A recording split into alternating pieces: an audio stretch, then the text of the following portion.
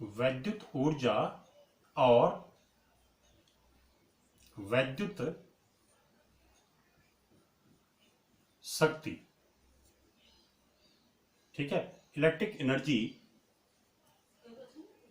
Electric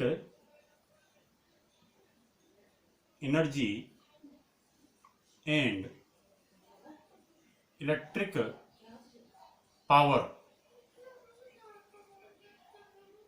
electric energy and electric power. अब देखिए इसमें क्या है, हम जानते हैं कि जो विद्युत परिपथ होते हैं उनमें जो तार लगे हैं उनका क्या होता है, अपना प्रतिरोध होता है।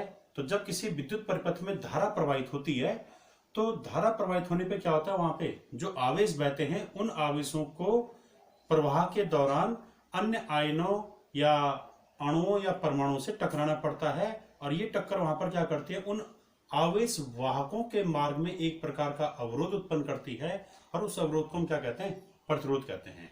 यानी अगर ये कोई प्रतिरोध है और इसमें हम इस बैटरी से हमने धारा प्रवाहित कर दी, ये कुंजी ऑन कर दी और इसमें धारा बह रही है आई, इस प्रतिरोध का मान है R। तो जब इसमें धारा बहेगी तो धारा को इस प्रतिरोध के विरुद्ध प्रवाहित होने में कुछ कार्य करना पड़ेगा, क्योंकि जो धारा बह रही मतलब आवेश बह रहे हैं। तो ये आवेश वहां पर क्या करते हैं, लगातार धनायनों से और अन्य कणों से टकराते हैं, और वो टक्कर क्या करते हैं, यहाँ पर आवेशों के मार्ग में एक प्रकार की रुकावट पैदा करती है, और वो रुकावट के कारण क्या होता है, आवेशों के प्रवाह में एक प्रकार का अवरोध पैदा हो जाता है, और वही अवरोध हम क्या कहते हैं, प्रतिरोध है। यानी वो जो टक्कर यहाँ होती है आवेश वाहकों के मार्ग में, वो टक्कर के कारण क्या होता है, आवेशों को बहने में कुछ कठिनाई होती है, तब भी आवेश बह रहे हैं। तो यानी किसी परिपथ में आवेशों को बहने में क्या करना पड़ता है, कार्य करना पड़ता है, और वो जो कार्य होता है वो कार्य कहलाता है विद्युत ऊर्जा। तो किसी परिपथ में जब धारा प्रवाहित होती है तो धारा प्रवाह के दौरान आवेशों को प्रतिरोध के विरुद्ध जो कार्य करना पड़ता है उस कार्य को विद्युत ऊर्जा कहते हैं। और ये जो विद्युत ऊर्जा होती है, या यहाँ पर उन आवेशों के द्वारा प्रतिरोध के विरुद्ध जो कार्य किया जाता है, वो कार्य जो है यहाँ पर ऊर्जा के रूप में उत्पन्न होता है, उस ऊर्जा को हम विद्युत ऊर्जा कहते हैं। ये ऊर्जा किस रूप में उत्पन्न होती है, ये ऊर्जा या तो ऊष्मीय ऊर्जा के रूप में उत्पन्न होती है, ठीक है, ये क्या होगी, या तो ऊष्मीय ऊर्जा के रूप में उत्पन्न होगी या प्रकाश ऊर्जा के रूप में उत्पन्न होती है। होता क्या है इसमें कि जब ये आवेश वाहक यहाँ गतिमान होती हैं तो आवेश वाहक गति के दौरान क्या करते हैं, ये धनायनों से टकराते हैं, और धनायनों से टकराने पर ये क्या करता है, ये आवेश वाहक जो हैं वो अपनी गतिज ऊर्जा धनायनों को देते हैं। उससे धनायनों का क्या होता है, जो धनायन होते हैं वो भी अपने साम्य स्थिति के दोनों तरफ लगातार कंपन गति करते हैं। तो जब धनायनों से मुक्त इलेक्ट्रॉन टकराते हैं तो मुक्त इलेक्ट्रॉन अपनी ऊर्जा या गतिज ऊर्जा मुक्त इलेक्ट्रॉन किसको देते हैं, धनायनों को देते हैं। इस कारण से धनायनों की ऊष्मीय ऊर्जा बढ़ जाती है, और तब वो धनायन क्या करते हैं, अधिक आयाम के कंपन करने लगते हैं। उससे धनायनों की ऊष्मीय ऊर्जा बढ़ जाती है, जिससे कि उस तार का तापमान धीरे धीरे बढ़ने लगता है, ठीक है। इसीलिए किसी तार में धारा प्रवाहित होने पे क्या होता है, तार धीरे धीरे गर्म हो जाता है, क्योंकि वो वहां पर मुक्त इलेक्ट्रॉन ने अपनी ऊर्जा संबंधित धनायनों को दे दी, जिससे धनायनों की ऊष्मीय ऊर्जा बढ़ गई और ताप बढ़ गया। तो कहने का अर्थ है कि जब भी किसी परिपथ में धारा बहेगी तो धारा को उस परिपथ में प्रतिरोध के विरुद्ध एक सिरे से दूसरे सिरे तक बहने में कार्य करना पड़ता है। ये कार्य वहां पर ऊर्जा के रूप में उत्पन्न होता है, जिसे हम क्या कहते हैं, वो विद्युत ऊर्जा कहते हैं। यानी जितना कार्य आवेशों को परिपथ में बहने में, प्रतिरोधों के विरुद्ध बहने में कार्य करना पड़ता है, वही कार्य क्या कहलाता है, यहाँ पे विद्युत ऊर्जा कहलाता है। अब हम इस विद्युत ऊर्जा का मान निकाल रहे हैं कि माना यहां पर t समय में इस बैटरी में हमने कुंजी t समय तक दबाई, तो t समय में q कूलाम का आवेश, q कूलाम का आवेश प्रवाहित हुआ,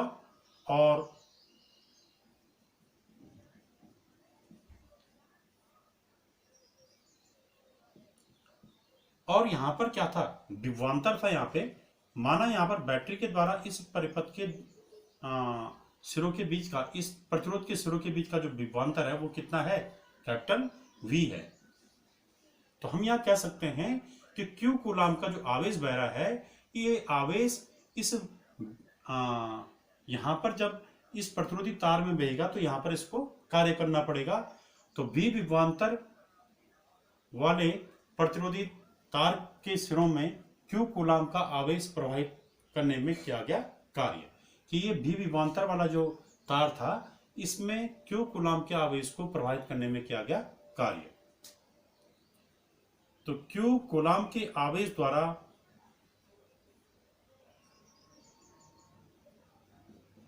Q कूलाम आवेश द्वारा किया गया कार्य।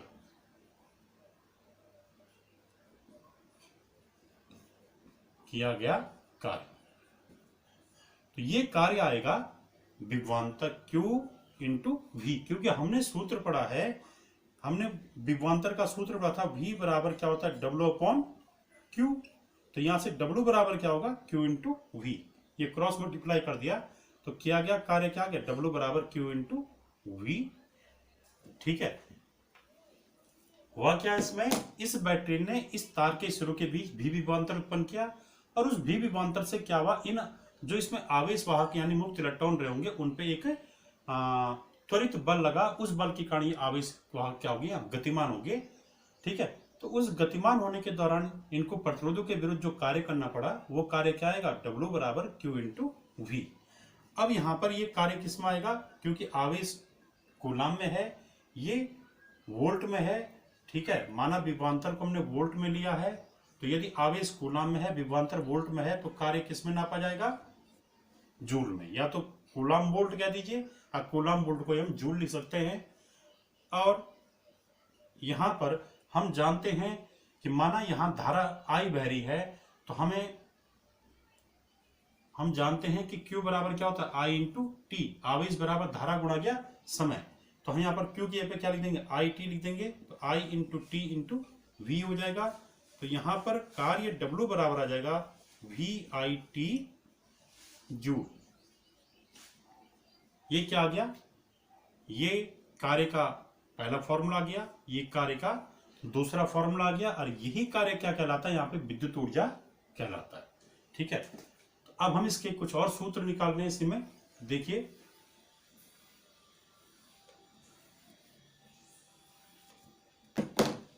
हमने कार्य W बराबर निकाला पहला Q इंटू V, फिर इसके बाद क्या निकाला, VIT, ये भी कार्य का मान था। ठीक है, दोनों कार्य के मान थे। अब अगर हम इस V के स्थान पे क्या कर दें, ओम का नियम लिखें, क्योंकि V इक्वल टू क्या होता है, I इंटू R होता है। तो V के स्थान पे I इंटू R रखिए तो क्या आ जाएगा, I into R into IT हो जाएगा, I स्क्वायर R T। एक फॉर्मूला R आ गया, तो W का एक फॉर्मूला ये हो गया, W बराबर I स्क्वायर RT।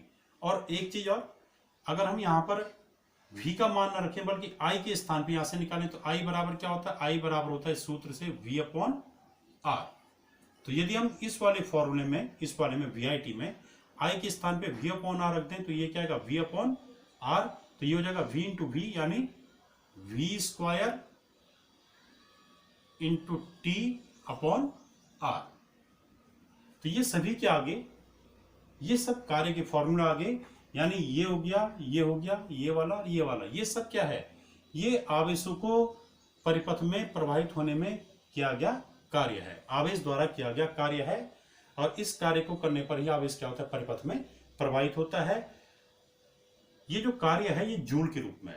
अब हम क्या करें, यहाँ पे जितना कार्य आवेश को करना पड़ता है वो कार्य यहाँ पर ऊर्जा के रूप में उत्पन्न होता है। उस ऊर्जा को हम क्या कहते हैं, विद्युत ऊर्जा। तो इसी को हम ऊर्जा का सूत्र भी मान सकते हैं। यही क्या है, यही कार्य जो है, यही यहाँ पर विद्युत ऊर्जा का सूत्र है। परंतु ये जो सूत्र होगा ये किसके रूप में आ रहा है, जूल के रूप में। ये जो भी आया ये किसके रूप में आया, जूल के रूप में। अब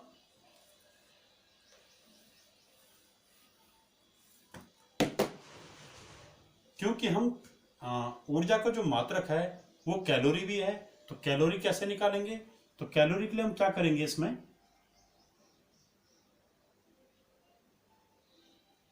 यहां पर प्रत्येक के हर में 4.2 रख दीजिए, तो इससे क्या किस में कन्वर्ट हो जाएगा, जूल में या कैलोरी में कन्वर्ट हो जाएगा, क्योंकि 4.2 जूल बराबर क्या होता है, 1 कैलोरी होता है। ठीक है, तो 4.2 जूल का 1 कैलोरी, तो 1 जूल बराबर 1/4.2 कैलोरी।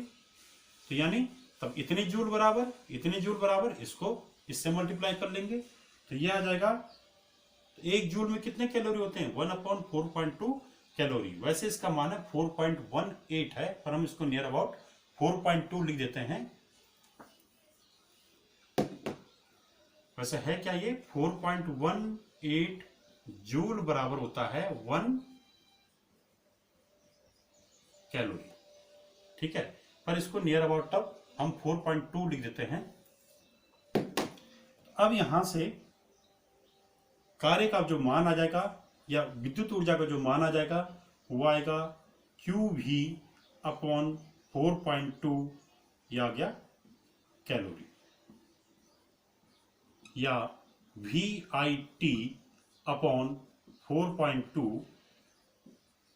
कैलोरी। प्रत्येक के हर में रख दीजिए इतना। फिर I² RT था, तो एक 2 सूत्र और आगे इसके, I² RT अपॉन 4.2 कैलोरी, और यहां से भी आ गया एक V² अपॉन R, और ये भी कैलोरी में। तो ये कैलोरी में जो है विद्युत ऊर्जा का मान आ गया। अगर हम इसको यहां पे इसमें क्या कर दें, 10⁻³ से डिवाइड कर दें, तो किलो कैलोरी में भी आ जाएगा ये मान। अब देखिए यहां पे विद्युत शक्ति, तो विद्युत शक्ति का सूत्र किसे कहते हैं, विद्युत शक्ति, शक्ति की परिभाषा क्या है, शक्ति मतलब सामर्थ्य, पावर। तो 1 सेकंड में किया गया कार्य क्या कहलाता है, शक्ति कहलाता है। या किसी मशीन द्वारा 1 सेकंड में जो कार्य किया जाता है वो उसकी शक्ति कहलाता है। या किसी मशीन द्वारा 1 सेकंड में जो ऊर्जा व्यय की जाती है वो क्या कहलाती है, उसकी शक्ति कहलाती है। तो ऐसे ही हम विद्युत शक्ति की परिभाषा देंगे कि किसी परिपथ में 1 सेकंड में आवेश प्रवाह के दौरान जो कार्य करना पड़ता है वो कार्य क्या है, उस परिपथ की शक्ति कहलाती है। कि किसी परिपथ में 1 सेकंड में आवेशों को बहने में जो कार्य करना पड़ता है वो उस परिपथ की विद्युत शक्ति कहलाती है। ठीक है, या कार्य करने की दर वो क्या कहलाती है, विद्युत शक्ति के वो शक्ति कहलाती है। Rate of change of time, rate of change of work. ठीक है, कि कार्य की समय दर, time rate of work is called electric power, या जो वर्क की टाइम रेट है वो क्या कहलाएगा, वैद्युत शक्ति कहलाएगा। कार्य की समय दर वैद्युत शक्ति कहलाता है। और वैद्युत शक्ति का जो सूत्र है वो क्या है, इसको P से प्रकट करते हैं, पावर, यह आएगा कार्य शक्ति बराबर कार्य बट्टे समय। कार्य मान W है, इसको हम W से प्रकट कर रहे हैं कार्य को, समय हम T से प्रकट करते हैं। तो शक्ति बराबर आ गया कार्य बटे समय। और शक्ति का जो मात्रक है वो क्या होता है, शक्ति का मात्रक वाट। ठीक है, तो कब है शक्ति का मात्रक वाट,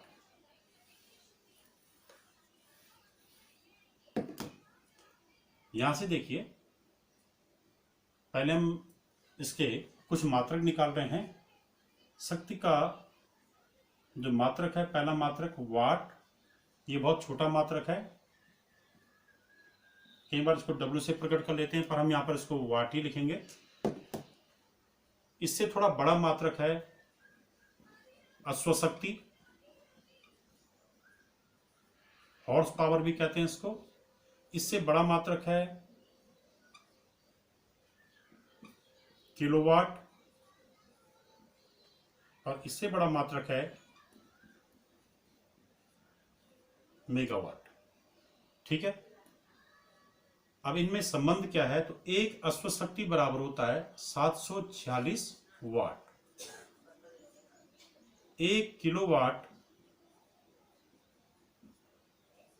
बराबर होता है 10⁻³ वाट और 1 मेगावाट बराबर होता है, इसको MW से प्रकट करते हैं, ये बराबर होता है 10⁻6 वाट या 10⁻³ किलोवाट भी कह सकते हैं इसको।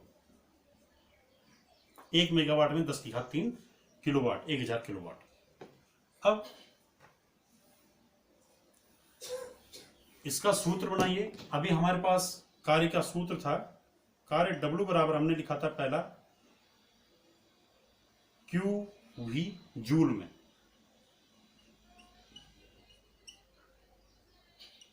फिर लिखा था VIT, फिर लिखा था I²RT और फिर लिखा था V²T/R।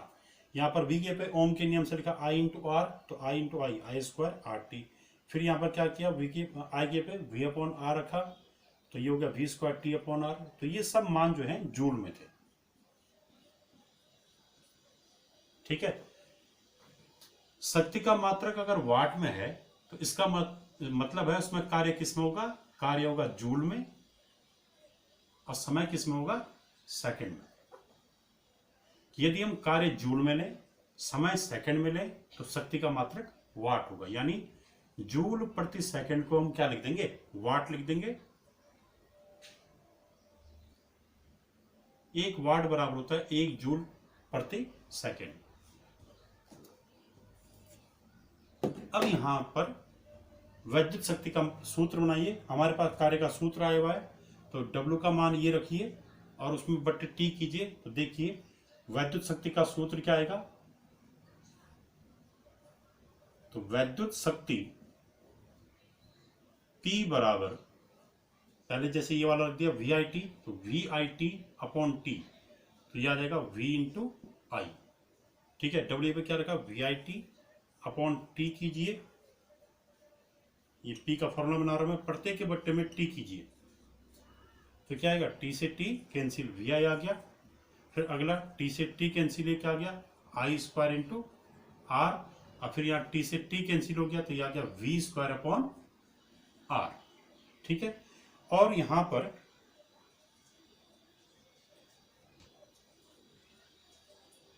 पर ये भी रख सकते हैं हम, QV/T वाला भी रख सकते हैं। तो ये हमारे पास वैद्युत शक्ति के सूत्र आ गए। इन सभी में ये जो मान आए हुए हैं VI, I²R और ये V²/R, ये सब किस रूप में होंगे, ये वाट के रूप में। ठीक है, वाट के रूप में अगर हमने P का मान ले रखा है तो उसमें प्रतिरोध R किस में होगा, ओम में, V का मान किस में होगा, वोल्ट में, और धारा का मान किस में होगा, ये एम्पियर में होना चाहिए, तभी जाके P का मान हम वाट के रूप में लेंगे। T किस में होगा, सेकंड में। अब जैसे वैद्युत शक्ति का एक उदाहरण दे रहा हूं मैं, जैसे हमारे पास 100 वाट का बल्ब है, 100 वाट का बल्ब है और उस पर लिखा हुआ है 220 वोल्ट, ऐसा लिखा रहता है इन बल्बों पे। या 60 वाट का बल्ब है तो 60 वाट और 220 वोल्ट ये लिखा होगा। तो इसका मतलब क्या है, अगर किसी बल्ब पे 100 वाट और 220 वोल्ट लिखा है, इसका मतलब है कि उस बल्ब को अगर 220 वोल्ट का विभवांतर दिया जाए, अगर उस बल्ब को 220 वोल्ट का विभवांतर दे दें, तो वो बल्ब क्या करेगा, वो बल्ब 1 सेकंड में 100 जूल का कार्य करेगा। 1 सेकंड में 100 जूल का कार्य करेगा, या 100 जूल की वैद्युत ऊर्जा खर्च करेगा।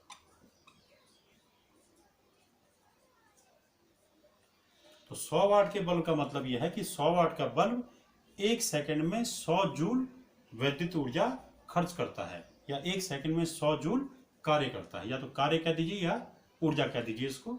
ऐसे ही 60 वाट का अगर बल्ब है, तो 60 वाट का बल्ब का मतलब है कि 60 वाट का बल्ब क्या होगा, इसमें 1 सेकंड में इसके द्वारा 60 जूल वैद्युत ऊर्जा खर्च हो रही होगी। तो इसका अर्थ है कि जितने ज्यादा वाट का बल्ब होगा वो उतनी ज्यादा वैद्युत ऊर्जा प्रत्येक सेकंड खर्च करता है। ठीक है, अब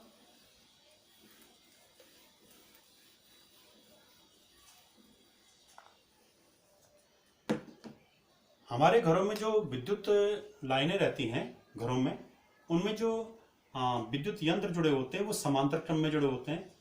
तो अगर हमारे पास 100 वाट, 60 वाट और 40 वाट के 3 बल्ब हैं और ये किस क्रम में जुड़े हैं? समांतर क्रम में जुड़े हैं। तो इनमें सबसे ज्यादा कौन चमकेगा? तो सबसे ज्यादा चमक किसकी होगी, इसका पता करने के लिए हम वैद्युत ऊर्जा के सूत्र पे जाएंगे। तो वैद्युत ऊर्जा का सूत्र क्या था?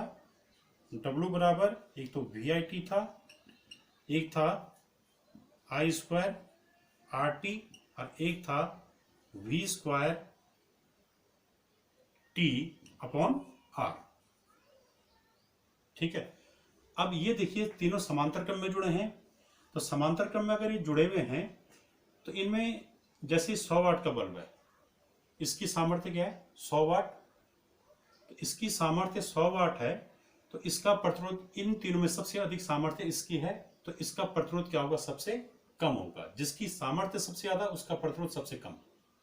ठीक है, कैसे? क्योंकि हम जानते हैं I बराबर क्या होता है? P upon V। ठीक है, तो अगर P अधिक है, अगर V क्या हो गया? कांस्टेंट हो गया। समांतर क्रम में V कांस्टेंट ही होता है। ठीक है, तीनों में V एक समान होगा। ठीक है, तो इसमें जिसका P ज्यादा होगा उसके लिए I भी क्या होगा? ज्यादा होगा। और I ज्यादा होने का मतलब है कि प्रतिरोध क्या होगा? उतना ही कम होगा। तो यानी इन तीनों में सबसे अधिक है 100 वाट सामर्थ्य वाला बल्ब, इसकी सामर्थ्य सबसे ज्यादा है 100 वाट की, तो इसके लिए प्रतिरोध क्या आएगा? इसका प्रतिरोध R क्या होगा? ये न्यूनतम होगा। ठीक है, इसका प्रतिरोध सबसे कम होगा। और जिसकी सामर्थ्य सबसे कम होगी उसके लिए प्रतिरोध सबसे ज्यादा होगा। जैसे इसकी सामर्थ्य 40 वाट है, इनमें सबसे कम, तो इसकी सामर्थ्य, इसकी पावर सबसे कम है, तो इसके लिए R क्या होगा? ये इसके लिए R क्या होगा? मैक्सिमम होगा। ठीक है, याद रखें, जिसका ये P मिनिमम होगा तो I क्या होगा? I भी मिनिमम होगा। और I मिनिमम होने का अर्थ है कि वहां प्रतिरोध क्या होगा? धारा कम मिनिमम होगी जब प्रतिरोध बहुत ज्यादा होगा। तो ये इसके लिए पावर कम है, सबसे कम है, तो पावर सबसे कम होने पे I भी क्या होगा? इसमें सबसे कम होगा। और I कम होने पे इसका R क्या होगा? इसका प्रतिरोध सबसे ज्यादा होगा। अब हमने निकालना है वैद्युत ऊर्जा। यदि ये तीनों बल्ब समांतर क्रम में जुड़े हैं तो कौन सबसे ज्यादा चमकेगा? तो सबसे ज्यादा चमकने के लिए हम सबसे ये देखेंगे इसमें वैद्युत ऊर्जा का सूत्र। चमक के लिए सबसे ज्यादा कौन चमकेगा? तो वैद्युत ऊर्जा का सूत्र ये वाला लगेगा, ये वाला लगेगा, ये वाला लगेगा। इसका पता करने के लिए हम ये देखेंगे तीनों किस क्रम में जुड़े हैं। ये तीनों जुड़े हैं समांतर क्रम में। तो समांतर क्रम के लिए आप ये वाला सूत्र लगाएंगे कि वैद्युत ऊर्जा W बराबर V² T अपॉन R, ये वाला फॉर्मूला। ठीक है, क्योंकि ये समांतर क्रम में जुड़े हैं तो समांतर क्रम में सभी जो ये बल्ब हैं उनमें क्या होगा? समांतर क्रम में जितने भी अवयव जुड़े हैं इनमें विभवांतर क्या होता है? एक समान होता है। तो समांतर क्रम में विभवांतर सब में एक समान होगा, तो इसमें V क्या होगा? इन सब के लिए कांस्टेंट हो जाएगा, एक समान होगा। ठीक है, और तब यानी ऊर्जा का मान किस पे डिपेंड करेगा? केवल R पे। T भी सबके लिए एक समान है, V भी सबके लिए एक समान है, तो ये किस पे डिपेंड कर रहा है? R पे। और समांतर क्रम में R किसका सबसे ज्यादा है? जो 100 वाट का बल्ब है, जिसकी सामर्थ्य सबसे ज्यादा उसके लिए R सबसे कम। तो 100 वाट के बल्ब की सामर्थ्य सबसे ज्यादा इनमें, तो इसके लिए R क्या होगा? न्यूनतम होगा। और R न्यूनतम होने के कारण वैद्युत ऊर्जा क्या आएगी? मैक्सिमम आएगी। तो इनमें सबसे ज्यादा कौन सा बल्ब चमकेगा? 100 वाट का बल्ब। 100 वाट का जो बल्ब होगा वो, उसकी चमक क्या होगी? मैक्सिमम होगी। मैक्सिमम चमक इसकी होगी। तो समांतर क्रम में यदि यंत्रों को जोड़ा गया है तो उनमें सबसे अधिक बल्बों को जोड़ा गया है, तो सबसे अधिक कौन चमकेगा? वो बल्ब जिसकी शक्ति सबसे ज्यादा है। क्योंकि शक्ति सबसे ज्यादा होने का मतलब है उसके लिए R का मान क्या हो गया? उतना ही कम हो गया। और R का मान जितना कम होगा वहां पर वैद्युत ऊर्जा उतनी ही ज्यादा खर्च होगी, अर्थात वो बल्ब ज्यादा चमकेगा। ठीक है, इसके जगह पे अगर ये श्रेणी क्रम में जुड़े होते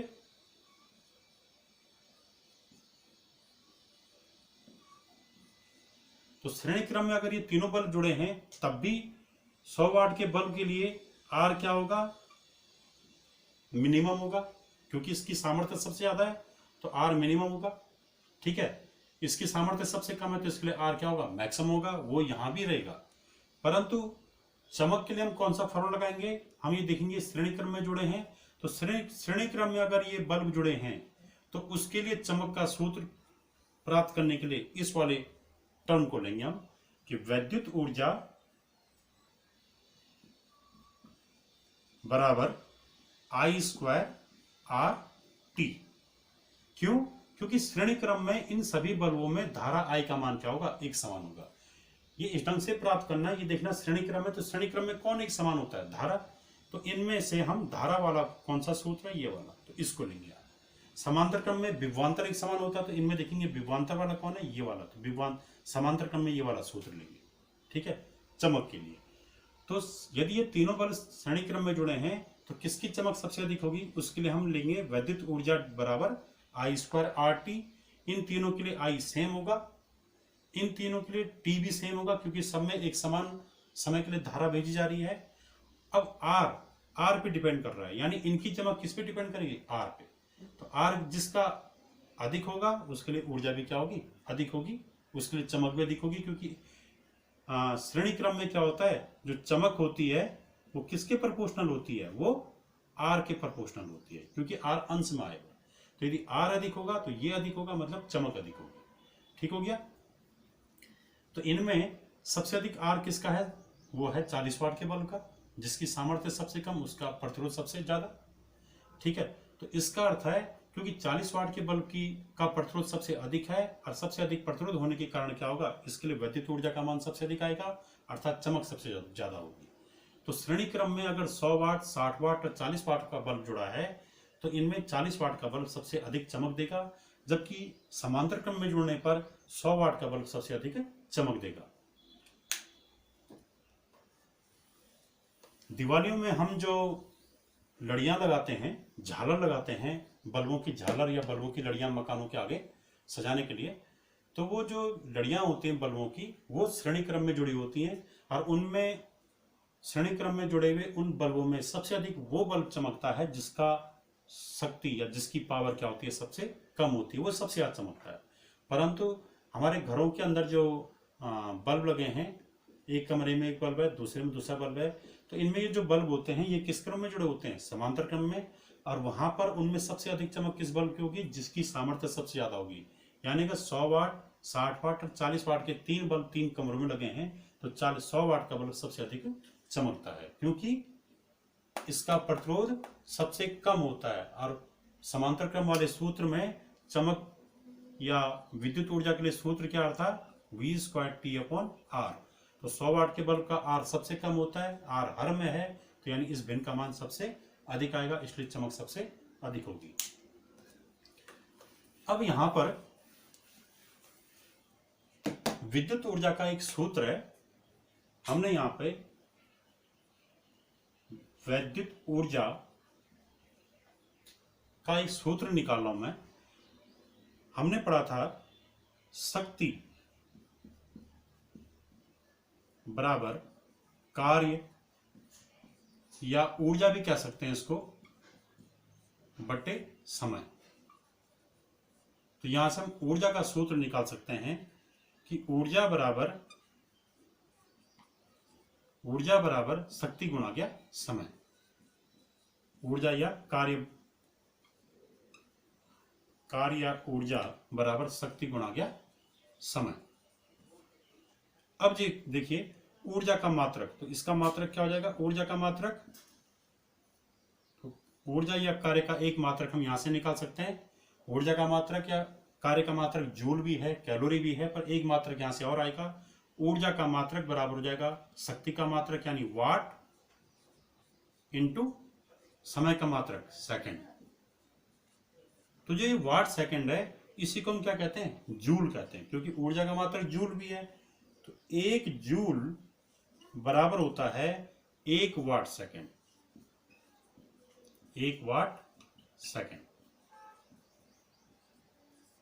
यानी अगर 1 वाट का बल्ब 1 सेकंड तक प्रयोग में लाया जाए तो इसके द्वारा किया गया कार्य, इसके द्वारा खर्च ऊर्जा क्या कहलाएगी? 1 जूल कहलाएगी। तो अगर कहीं पे वाट सेकंड आ गया तो वाट सेकंड को हम क्या लिख सकते हैं? जूल लिख सकते हैं। अब देखिए यहां पे विद्युत ऊर्जा का मात्रक क्या हो गया? Watt second.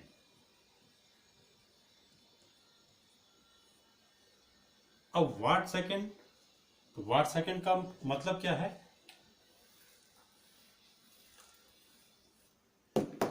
तो यहां पर हम एक विद्युत ऊर्जा का जो वाट सेकंड ये मात्रक है, ये बहुत छोटा मात्रक है, एक बड़ा मात्रक निकाल रहे हैं।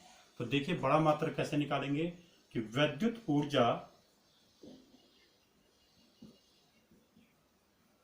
का मात्रक था ये वाट सेकंड, छोटा मात्रक है, बड़ा मात्रक निकाल रहे हैं हम। तो देखिए विद्युत ऊर्जा बराबर होता है VIT। ठीक हो गया? VIT ये हमने पढ़ा था, ये किस में था? जूल में। तो हमने अभी बताया कि जूल को हम क्या लिख सकते हैं? Watt second. तो हम इसको हम वाट सेकंड लिख सकते हैं, वाट सेकंड। ठीक है। अब वाट का मतलब क्या है? वाट P इक्वल टू होता है V इंटू आई, शक्ति बराबर विभवांतर गुणा गया धारा। तो यानी अगर ये वाट में है तो ये किस में होगा? ये वोल्ट में होगा, और ये किस में होगा? एम्पियर में होगा। इस चीज का ध्यान रखें। तो हमने VIT जूल में था, तो जूल को क्या लिख दिया? Watt second. अब इस वाट सेकंड को हम क्या कर रहे हैं? अगर हम यहां पर समय किस में ले लें? घंटे में ले लें। ठीक है।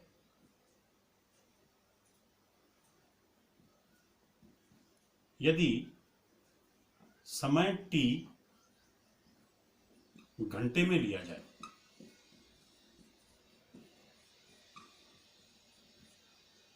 तो तब विद्युत ऊर्जा का सूत्र क्या बनेगा? ये बन जाएगा VIT वाट घंटा। ठीक है। यानी T घंटे तक I एम्पियर की धारा V वोल्ट विभवांतर वाले तार में भेजी जा रही है, तो उसके द्वारा खर्च ऊर्जा क्या होगी? VIT वाट घंटा। अब इसमें क्या कीजिए, इस वाट को किलोवाट बनाइए। तो हम जानते हैं 1000 वाट बराबर होता है 1 किलोवाट। 1 वाट बराबर 1/1000 किलोवाट। यानी वाट को अगर किलोवाट बनाना है तो हर में 1000 रख दो। तो यहां भी इस वाट को हम क्या कर रहे हैं? किलोवाट बना रहे हैं। तो हम क्या करेंगे? इस VIT के हर में क्या रख देंगे? 1000 रख देंगे, और ये क्या बन जाएगा? किलोवाट।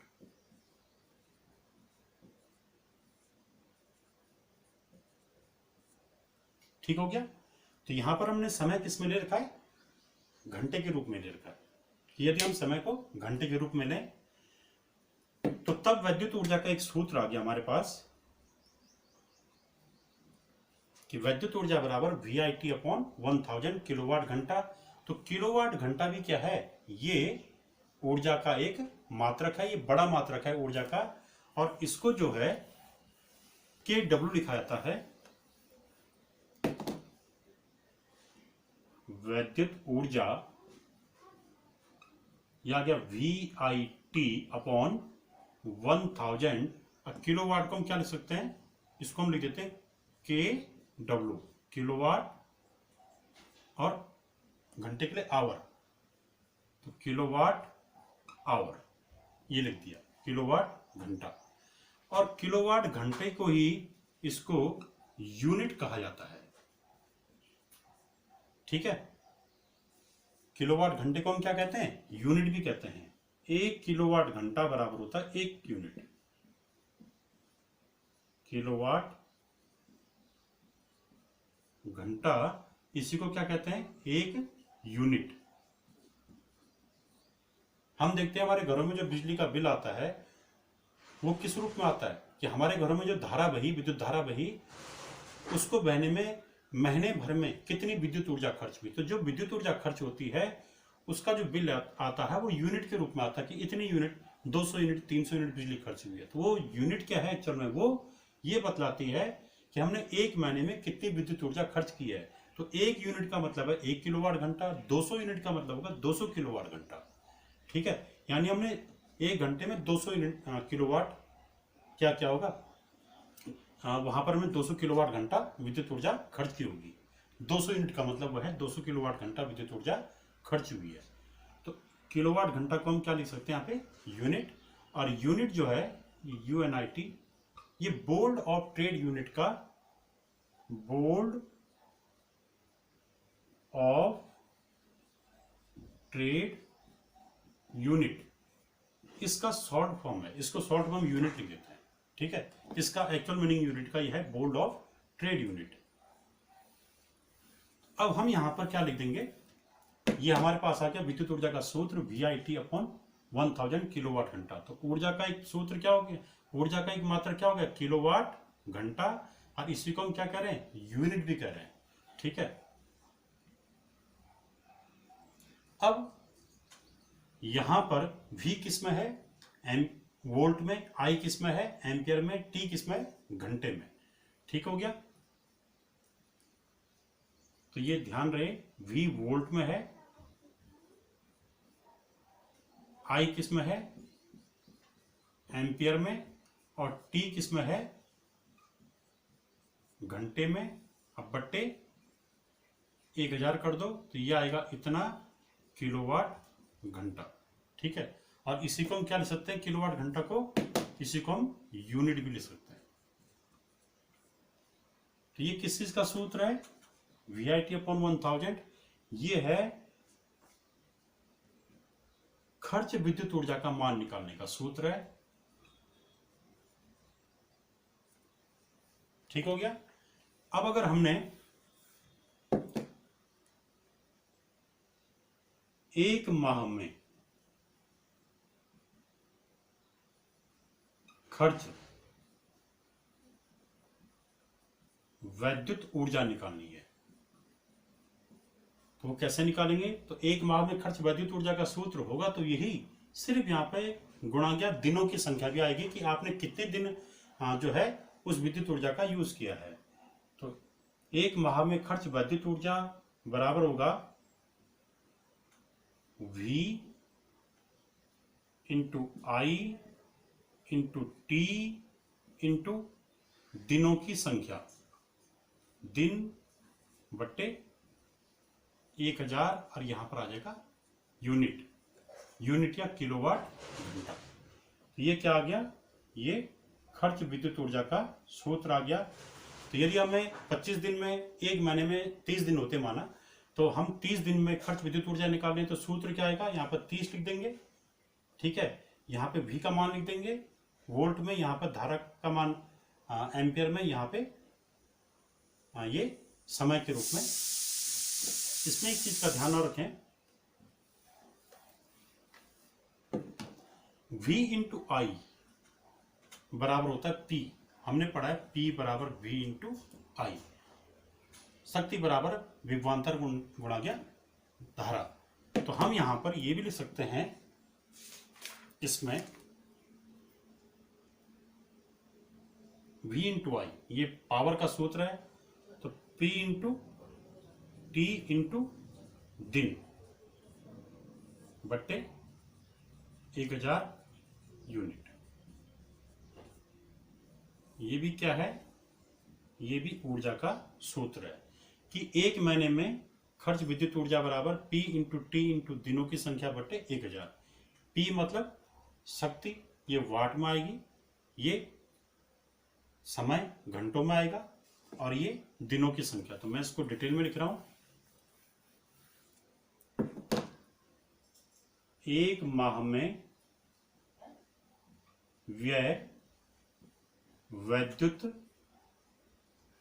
ऊर्जा, तो ये यहां से आएगा सूत्र P, ये P किस में आना चाहे, वाट में, इंटू T, ये T किस में था, शुरू में ले रखा था घंटे में, इंटू दिन, कितने दिन आपने, कितने दिन का खर्चा निकाल रहे हैं, बट्टे 1000, और ये आ गया आपका क्या यूनिट या किलोवाट घंटा इसका मात्रक हो जाएगा। इस तरीके से हम एक महीने में या कितने भी दिनों में खर्च विद्युत ऊर्जा का मान इस सूत्र से निकाल सकते हैं। पी टी इंटू दिन बटे 1000। पी वाट में होना चाहिए, टी घंटे में होना चाहिए, ये दिनों की संख्या है, बटे 1000 होना चाहिए। ठीक है। आप कह रहे होंगे यहाँ पे कि किलोवाट घंटा था तो किलोवाट कहाँ गया, किलोवाट क्यों दिया, क्योंकि वाट के अपॉन में 1000 कर रखा है, तो वाट के अपॉन में 1000 कर दिया तो मतलब वो किलोवाट बन गया। ये किलोवाट ही है, ये किलोवाट घंटा हो गया। ठीक हो गया। तो आज हमने यहाँ पर कलर कोड पढ़ा कि कार्बन प्रतिरोध के बारे में पढ़ा, कलर कोड पढ़ा, और उसके बाद विद्युत ऊर्जा, विद्युत शक्ति, और एक महीने में हम खर्च विद्युत ऊर्जा का मान किस सूत्र से निकालते हैं उसके बारे में पढ़ा। Thank you.